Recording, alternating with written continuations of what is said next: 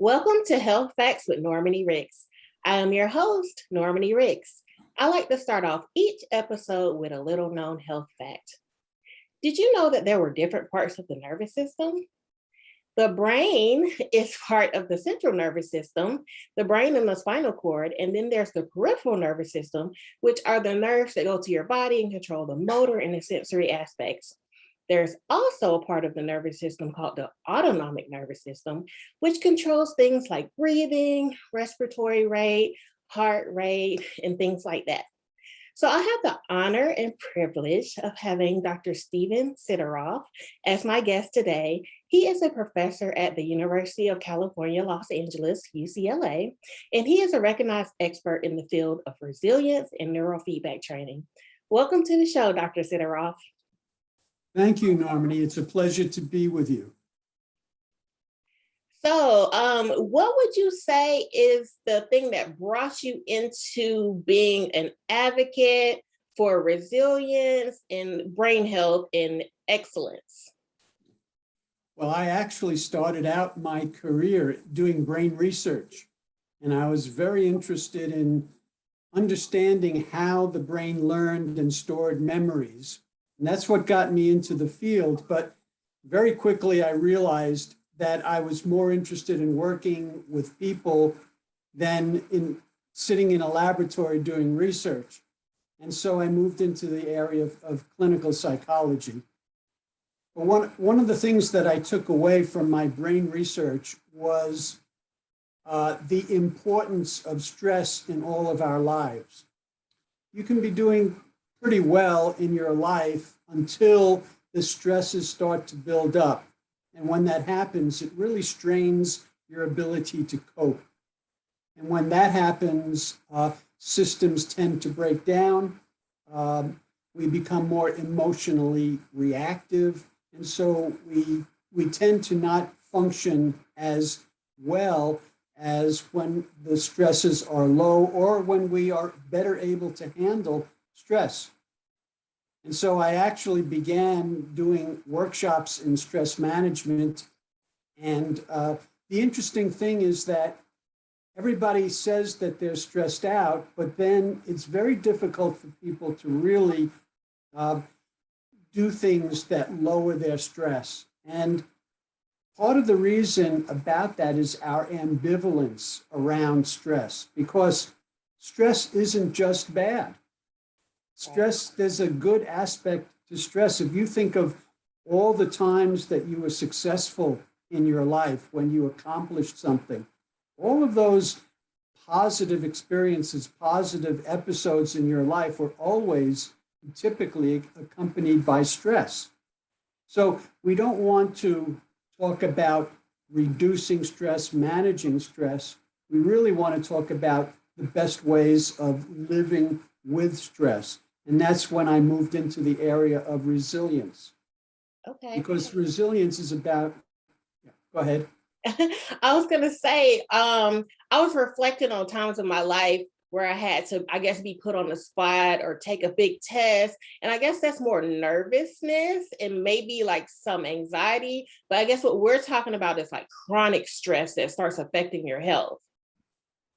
That's right. It's when it's ongoing. And I know you like to have your guests talk about one important fact, and I'll give you one important fact, and it really impacts all of us. And that's that we have an evolutionary mismatch between the environment in which our stress response developed, which was the hunter-gatherer environment of 10, 50, 100,000 years ago, and our current environment. And so even though we carry that same stress response, which is what we refer to as fight or flight, if you think about the stresses in your life, how many of them can you actually deal with by either fighting the danger, fighting the stress, or running from it?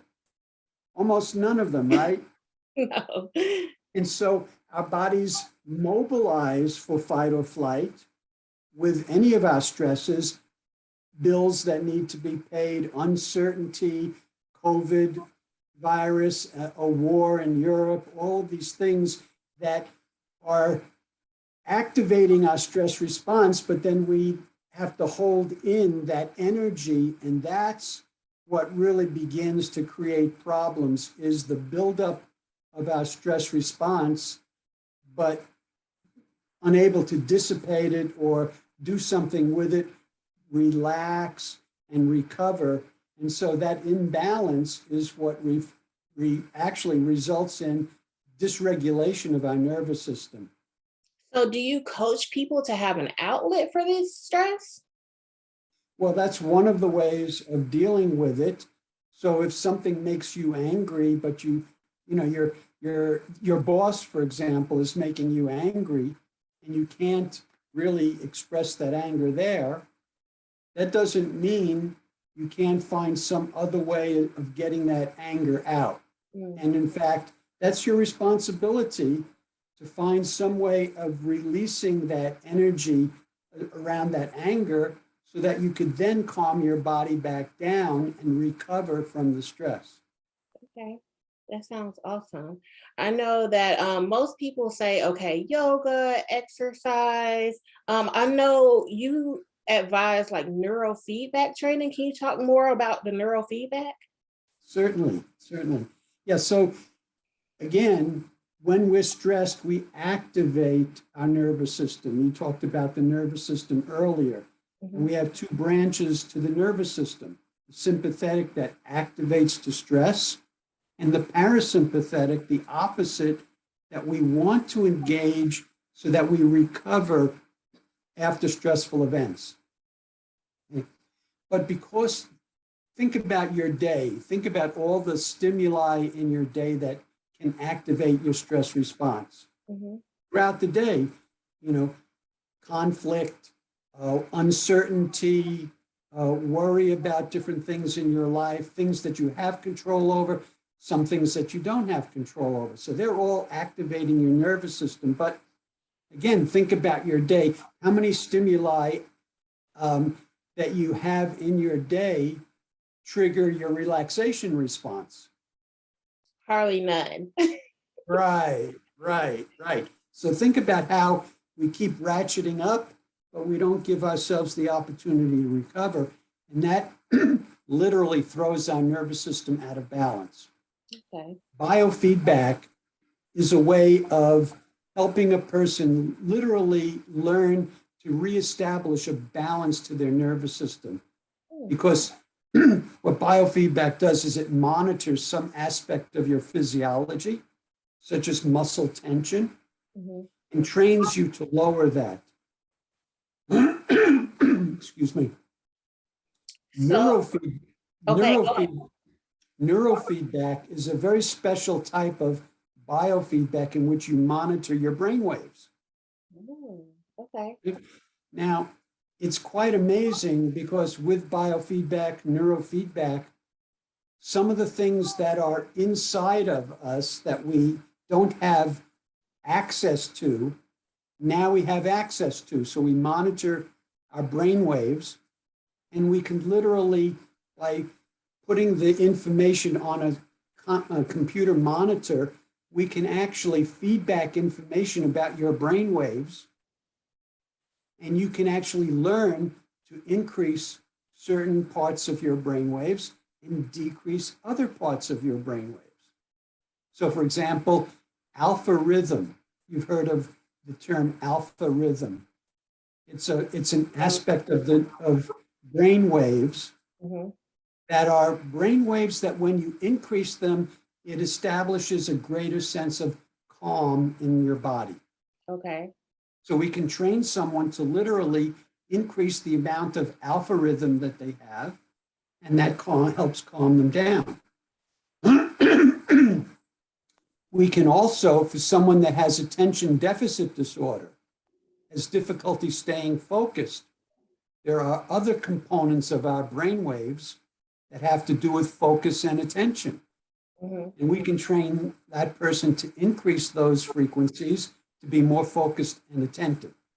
So that's what neurofeedback can do. And it's used for a lot of different emotional, mental and physical symptoms. So where can a person go and request to get this done so that they can learn to control this? And how long does this program take to train yourself to do this? Well, like any training, it requires practice. So it requires a series of training sessions. Mhm. So some of the benefits you can experience after just one session. In other words, if I was increasing alpha rhythm, I will notice being more calm after a 15, 20-minute session. Mhm. If we're trying to literally help the brain go into a better state, like being able to focus better, being able to have the prefrontal cortex, that's where all of our executive functions lie. It may take 10, 15, 20 sessions to get improvement there. Okay. So I can think about if I was in a neurofeedback session and I want to calm my brain, I probably would think about the beach and like the water and stuff like that. But if a person has something like a chronic pain syndrome or something like ADD or ADHD, like how do you make them overcome that through neurofeedback? Well, those conditions that you just mentioned have multiple factors that contribute. So, so you would want to learn more about that person, find out about their lifestyle, find out about the way they think. For example, if I am always expecting danger, Mhm. my nervous system is going to be continually activated. On the other hand, if I'm always expecting things to go well, I won't be activating my nervous system quite as much. And so expectation, which is, a factor of our history and training, Mhm. all of these considerations come into play when you look to help a person with any of these kinds of symptoms. Okay, so you kind of mentioned trauma. So I know that you are a professor in the field of psychology. So how does this tie into trauma? Well, trauma is, and we can say it's an extreme form of stress. Hmm. Trauma, trauma typically occurs when something extremely dangerous happens and a person doesn't feel like they have an exit, an escape. So Hmm. they're sort of stuck with something that's maybe life-threatening with no way out. A car accident, an attack, um, abuse, all of these things can lead to trauma. Hmm. And so one of the things that happens with trauma is it affects our nervous system in various ways, again, leaving us less capable of dealing with normal daily activity, daily situations, Okay. um, because it throws our nervous system out of balance. And so biofeedback, neurofeedback are ways of helping restore balance to the nervous system, to restore resiliency to the nervous system. Okay. So I know that you speak a lot on resiliency. So can you talk about your book that you've written about resiliency and how you tie that into when you're teaching your students and when you have patients and things of that nature? Certainly, resilience right now is a very important and necessary topic. In fact, when the pandemic began a couple of years ago, I began sending out resilience steps Mm. that people can follow on a daily basis to help them cope with what was initially a danger that we that we had no answer to. It took a year before we had the vaccine. Mhm. It created huge levels of uncertainty. The amount of emotional distress and upset in our country and around the world went quite a bit higher because of this level of uncertainty. Right. And so uh, what I've done is I've put out messages on a daily basis and it centers around my model of resilience. And that's presented in my book, The Path, Mastering the 9 Pillars of Resilience and Success. And so I lay out a model of resilience that has 9 components. Okay. And so let me mention them right now, because each of them in some way contribute to each of us being more resilient, more optimally functioning. So the first 3 have to do with relationship. The first one is the relationship with the person that you're in most contact with. Okay. And that is yourself. True. And so the first pillar is your relationship with yourself. And that means having a good relationship with yourself, being loving to yourself rather than critical and judgmental. The second is relationship with others. And that's about being able to have and establish healthy, nurturing relationships with other people, and being willing to set healthy boundaries so that people don't take advantage of you, and so that you don't absorb toxic energy from other people, which also leads to being able to discriminate between people that you can have healthy relationships with and people who it's more difficult to have healthy relationships with. The third area of relationship is relationship with something greater, and that's your spirituality. It's having meaning and purpose in your life, and it's giving service. So the third level of relationship connects you to the larger world in different ways, and having healthy relationships in that regard. Okay. The next 3 areas have to do with organismic balance and mastery. So the first one is physical balance and mastery, and that I've alluded to already. That's being able to recover quickly after a stressful event. Okay. Most of us go from one stressful event to the next, and even when there isn't a stress, we're on the lookout for where the next danger is. And so we maintain the activation of the nervous system. Very important to notice places and times where you could say to yourself, I'm safe. I can let go, I can let down, so that my nervous system can recover from other stresses. Okay. The next one is mental balance and mastery, and that's having a positive outlook on life and on yourself.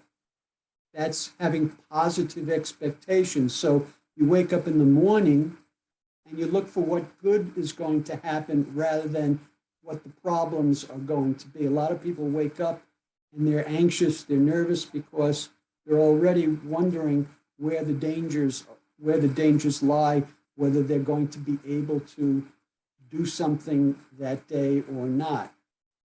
The next one is emotional balance and mastery. And that's being tuned into your emotions and being willing to look at the difficult, painful emotions that sit inside of you. Mm-hmm. Emotions don't go away by themselves. That phrase, time heals all wounds, not correct. You have to consciously address unfinished emotional business and work through it so that you can then let them go. And the last 3 have to do with how we engage in the world. Presence, ability to be present. Mm-hmm. Flexibility, the ability to make adjustments if your path is thwarted by boundaries like many of ours have been over the last couple of years. Flexibility is being able to change your goals, change where you want to get to in order to be more successful. And then the last one is power, which I define as the ability to get things done. Wow. So this is the model that I work to train people on. Each one of these components contributes to your being more resilient. Wow, it sounds like you covered all the bases. I definitely could relate to the waking up in the morning and thinking positive. I think a lot of people now are calling that like positive manifestations or meditation in the morning, but like just kind of trying to start your day with a positive outlook calms down your nervous system. It definitely does. It makes, so it's a way to recognize that we have control over a lot of what happens in our body and our nervous system, depending on where we place our focus. Okay. Well, I know that you also teach in the rheumatology department. How is rheumatology related to any of this? So I have a joint appointment in rheumatology, and I have that joint appointment because a lot of the work that I do relates to physical symptoms. Mm-hmm. And it's the direct connection between stress, emotions, psychological, and the physical. So the more our nervous system is out of balance because of how much stress we have in our lives and our difficulty recovering or taking the time to recover, a nervous system that gets out of balance, we refer to that as dysregulated nervous system. Right.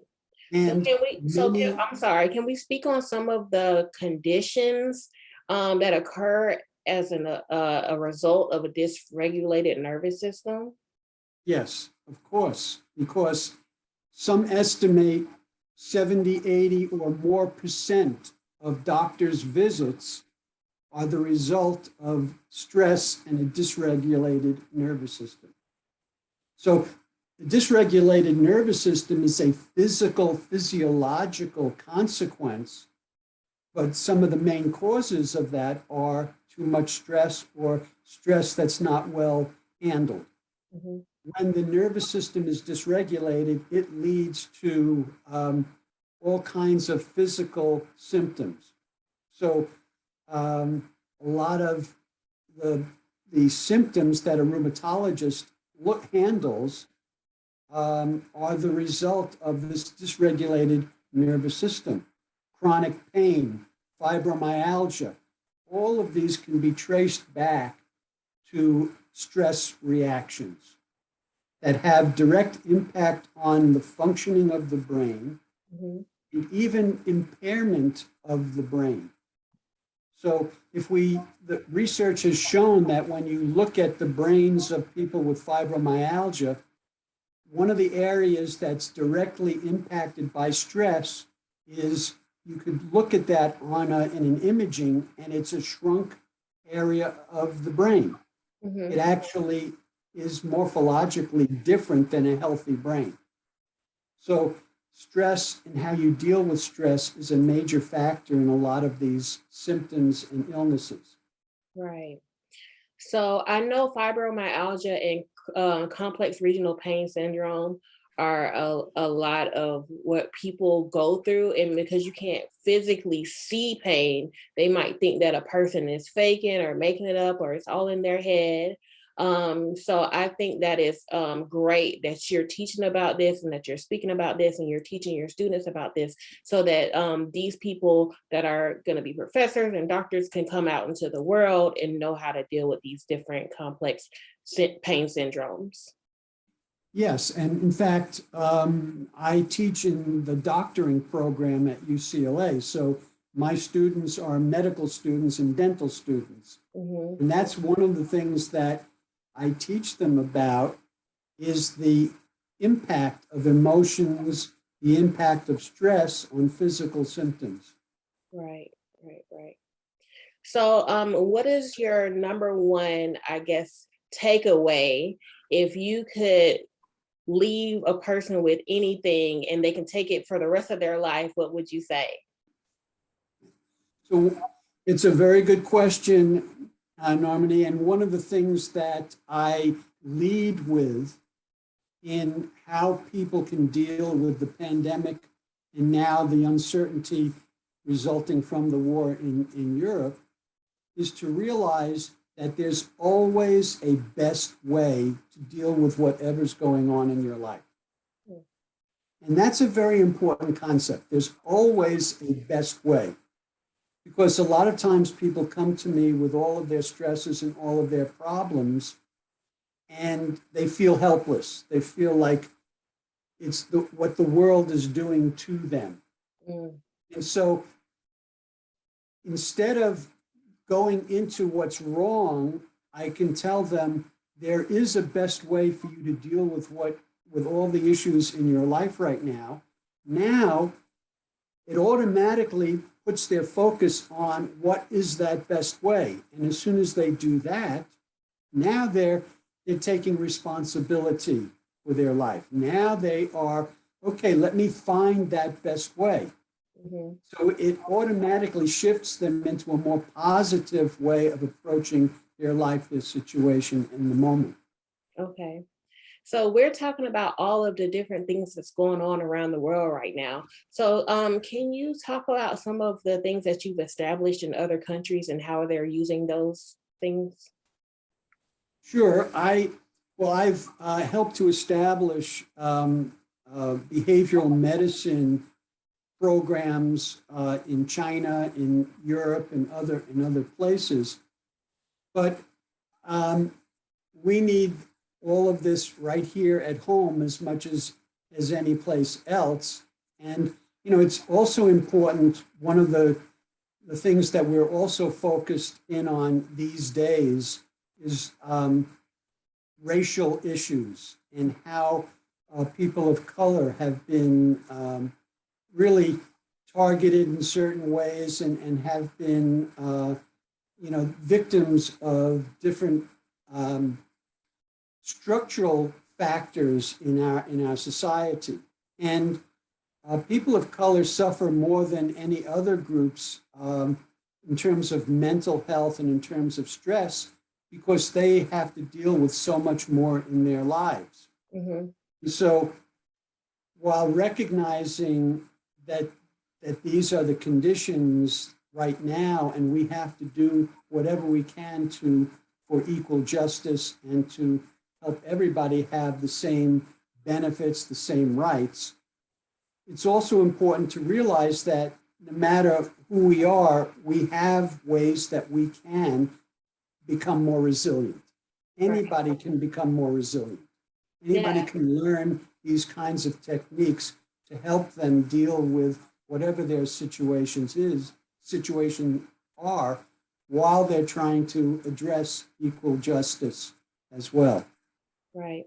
I think that's a great point. I think that when you do the research, there are a lot of people of different ethnicities and backgrounds that have more chronic illnesses than others. And I guess you can trace it back to the trauma response, the stress response, the day-to-day stressors. So that makes a lot of sense what you just said. Right, right. And yes, there are a lot of things we don't have control over. Mm-hmm. We don't have control over the increased dangers if you're going out on the street, if you're a person of color. Mm-hmm. At the same time, it makes it even more important to find ways of becoming more resilient. True. Right? To find what is within your control that you can do something, that you could do something about. Mm-hmm. So, for example, I said earlier, we talked earlier about how many stimuli in our day trigger stress and almost none trigger relaxation. Then it's our responsibility to take time to practice relaxing. Right.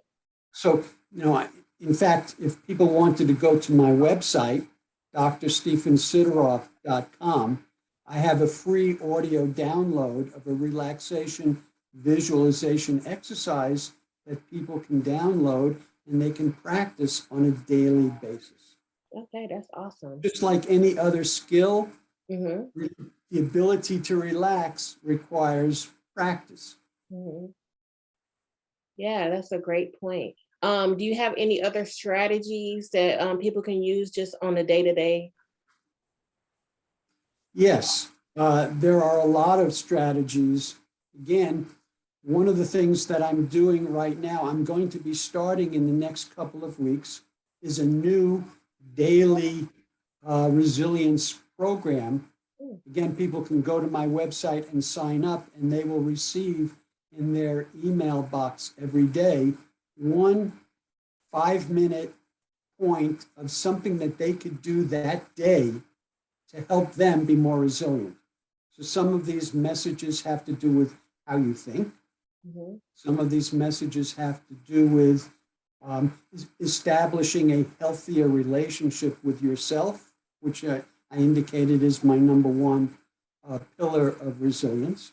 Mm-hmm. Some of these have to do with how to talk to people so that you get your needs met, how to be able to notice your needs in the first place. A lot of times, particularly emotional needs, we tend to push them down if we are not certain we'll be able to get them met. Right. So rather than notice we have these needs, we push them from our awareness. And of course, when you do that, you'll never get your needs met. So it's important to allow them to come up. That's the first step. And then talk about how you can engage with people in your life to get those needs met. That's great. That's great. So can you please leave our audience with the 2 books and how that they can find those books and how they can get in touch with you and how they can find centers across the United States like the one you offer so that they can get help? Sure, of course. So my current book, just have a copy right here, is The Path, Mastering the 9 Pillars of Resilience and Success. Mm-hmm. And it's available at Amazon.com. Okay. My next book, which is coming out in May, is called The Resilience Response. Mm-hmm. And that goes further into models of resilience and how to do things on a daily basis to become more resilient. And that's the key. That's the notion of my title, The Path. Okay. A lot of times, and this is very important, people, when they think of becoming resilient, of dealing with stress, they very quickly get overwhelmed because they think of all the different things. You know, I have to get more sleep. I have to start eating better. I have to practice a relaxation exercise. I have to deal with my conflicts, etc. The notion of the path is that we can only do one thing at a time. That's right. No matter how much we have to do. And the more you can stay focused on what I could do right here, right now, these next 15 minutes, the next hour, and work through that before you go to item number 2, item number 3, you'll be much more effective. Okay. And when you do that, that's being on the path. Okay.